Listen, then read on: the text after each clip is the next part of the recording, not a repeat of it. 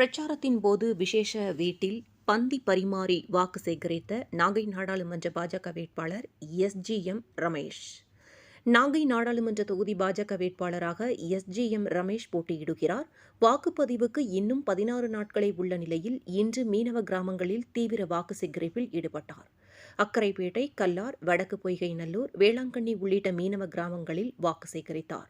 அப்போது அக்கரைப்பேட்டையில் வாக்கு சேகரித்தவர் அங்கு நடைபெற்ற ஒரு விசேஷ வீட்டிற்கு சென்றவர் அங்கிருந்தவர்களிடம் வாக்கு கேட்டார். தொடர்ந்து விசேஷ வீட்டில் பந்தி பரிமாறி வாக்கு சேகரிப்பில் ஈடுபட்டார். வித்தியாசமான இதெல்லாம் நாங்கள் ஒன்றும் பண்ணலைங்க. மக்களுக்கு அவர்தான் மக்கள்லாம் நேரம் எல்லாமே புரிஞ்சிருக்காங்க. இப்போ மோடியினுடைய திட்டங்கள், நரேந்திர மோடியுடைய செயல்பாடுகள் எல்லாமே இங்கே உள்ள மக்களுக்கு எல்லாம் சாதாரண உள்ளுக்குள்ளே போனால் கிராமத்தில் அடித்தட்ட மக்கள் வரைக்கும் மோடின்னு சொல்கிற ஒரு மிகப்பெரிய ஒரு அலை இங்கு தமிழ்நாட்டில் இருக்குது. அதனால் நாங்கள் சிறப்பு கவனம் எடுத்தெல்லாம் போய் அவங்க மாதிரி நாங்கள் நடிக்க வேண்டிய அவசியம்லாம் கிடையாது. யதார்த்தத்தை போய் ஓட்டு கேட்குறோம். அவங்களே சொல்கிறாங்க, நாங்கள் வந்து மோடிக்கு தாங்க ஓட்டு போட போகிறோம். போய் கேட்கறதுக்கு முன்னாடி நாங்கள் மோடிக்கு தாங்க முடிவு பண்ணிட்டோம், மோடிக்கு தான் ஓட்டு போடுறோம் அப்படிங்கிற மாதிரி நிலைமை எங்கே பார்த்தாலும் எங்கள் தொகுதியில் சிறப்பாக இருக்குது. தொடர்ச்சியாக அந்த கைது நடவடிக்கை எல்லாம் எப்படி பார்க்குறீங்க? சென்ட்ரல் கவர்மெண்ட் தான் நடவடிக்கை எடுக்கும், தமிழக அரசு தொடர்ந்து கைது எடுத்துக்கிட்டா இருக்காங்க. யாருடைய பொறுப்பு? இது பாதிக்கப்படுறது மீனவர்கள் தான் பாதிக்கப்படுறாங்க. நாங்கள் இது தொடர்ந்து காங்கிரஸ் ஆட்சியில் நீங்கள் பார்த்தீங்கன்னா கிட்டத்தட்ட 1900 பேர் சுட்டுக் கொல்லப்பட்டாங்க. நல்லா புரிஞ்சுக்கணும். நீங்கள் காங்கிரஸ் கட்சி ஆட்சியில் இருந்தபோது கிட்டத்தட்ட ஒவ்வொருடையும் மீனவர்கள் படுகொலை பண்ணப்பட்டாங்க, சுட்டுக் கொல்லப்பட்டாங்க. ஆனால் நாங்கள் மோடி அவர்கள் வந்த பிறகு எந்தவித பெரிய அசம்பாதம் இது மாதிரியெல்லாம் விஷயங்கள் இல்லை. இப்போ ஏற்கனவே நாங்கள் 2 மாதங்களுக்கு முன்பாக போய் அந்த மீன்வளத்துறை அமைச்சரை போய் இங்கே உள்ள மீனவர்கள் அழைச்சிட்டு போய் இது மாதிரி தொடர்ந்து பிரச்சனை வந்துட்டு இருக்கு. போட்டை சீஸ் பண்ணிடுறாங்க.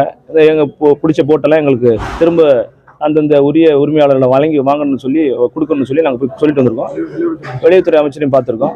அவர் சொல்லியிருக்காங்க, சரிங்க எலெக்ஷன் முடிஞ்ச பிறகு என்ன பண்ணி தரேன்னு சொல்லியிருக்காங்க.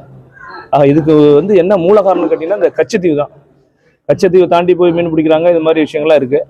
இதுக்கு வந்து எங்களுடைய பாரத பிரதமர் இப்போ கூட உங்கள் இதில் பேட்டி கொடுத்துருக்காரு, தமிழ் டிவியில் பேட்டி கொடுத்துருக்காரு. அது கச்சத்தீவை மீட்கிறதுக்கான முடிவு எடுப்போம் அப்படிங்கிற மாதிரி சொல்லியிருக்காங்க. கண்டிப்பாக கச்சத்தீவை மீட்டோம்னா பெரிய அளவில் இது மாதிரி பிரச்சனை வராது, தடுக்கப்படும். கச்சத்தீவை மீட்போன்னு வாக்குறுதி 10 ஆண்டுகள் ஆகும். அது சம்பந்தமாக பாஜக எந்த நடவடிக்கை எடுக்கலன்ற ஒரு குற்றச்சாட்டு இருக்கு. அது சொல்லுவாங்க, இந்த இடம் கண்டிப்பாக செஞ்சிடும்.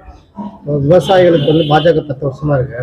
இப்போ காவிரியில் வந்து தண்ணீர் வந்து முக்கியமாக பாதிக்கப்படுது நாகை கடைமடை பகுதியான திருவாரூர், நாகப்பட்டினம் மாவட்டம் தான். அதுக்கான தீர்வு உங்களுக்கு எப்படி இருக்கும்? கோயில் எப்படி இருக்குறீங்க? இல்லை, எங்களுக்கு கடைமடை பகுதியை பொறுத்தளவு தண்ணி போன நாங்கள் பாரதிய ஜனதா கட்சி கர்நாடகா ஆட்சியில் இருக்க போது எந்த பிரச்சனையெல்லாம் வர்றதில்லை. காங்கிரஸ் டிஎம்கே கூட்டணி வந்த பிறகு தான் இது மாதிரி இந்த வருஷம் 2-3 வருஷம் தான் இது மாதிரி பிரச்சனை வந்துகிட்டு இருக்கு. இதெல்லாம் பாரத பிரதமருடைய கலந்துக்கிட்டு வேணா நடுவர் மன்றம் அமைச்சிருக்காங்க. முறையாக நாங்கள் பேசி உங்களுக்கு கடைமடை பகுதிக்கு என்னென்ன பண்ணுமோ அதெல்லாம் செஞ்சு கொடுப்போம். நாகப்பட்டினம் தொகுதிக்கு பிரதானமான கோரிக்கை உங்களுக்கு என்ன வாக்குறுதி? என்ன வாக்குறுதினா, அது எங்கள் பகுதி வந்து டெல்டா மாவட்டம். இங்கே வந்து விவசாயம் சார்ந்த தொழிற்சாலைகள் வேணும். இந்த இளைஞர்கள்லாம் வேறு மாநிலத்துக்கு போய் வேலை தேடி போகிறாங்க, வேறு மாநிலத்துக்கு போய் வேலைக்கு போகிறாங்க. இங்கேயே ஒரு தொழிற்சாலைகள் இருந்துச்சுன்னா நிறைய கொண்டு வந்தோம்னா இங்கே உள்ள உள்ளூர் இளைஞர்களுக்கு வேலைவாய்ப்பு உருவாக்கி கொடுக்கலாம். அதே மாதிரி டெல்டாவை பொறுத்தளவு விவசாயம் சார்ந்த பகுதி. இங்கே வந்து ஒரு விவசாய கல்லூரி இல்லை இந்த பகுதியில். திருவாரூர், தஞ்சை, நாகப்பட்டினத்தில் விவசாய கல்லூரி இல்லை. அது விவசாய கல்லூரி கொண்டு வரதுக்கான முயற்சி எடுப்போம். அடுத்தது பெரிய அளவில் இங்கே வேதாரண்யம் சைட்லாம் நிறைய அந்த உப்பு உற்பத்தி அதிகமாகுது. இதெல்லாம் வெளியில் மாநிலத்து நல்ல நம்பர் 1 குவாலிட்டியான உப்பு இங்கே விளையுது. இதை நம்ம வெளியில் சந்தைப்படுத்தி இவங்க இந்த உப்பு உற்பத்தியாளருக்கான அவங்களுக்கு என்ன பண்ணணும், அது மாதிரி அவங்களுக்கு என்ன உதவி பண்ணணும், அதை செய்யறதுக்கான முயற்சி பண்ணணும், நடவடிக்கை எடுக்கும்.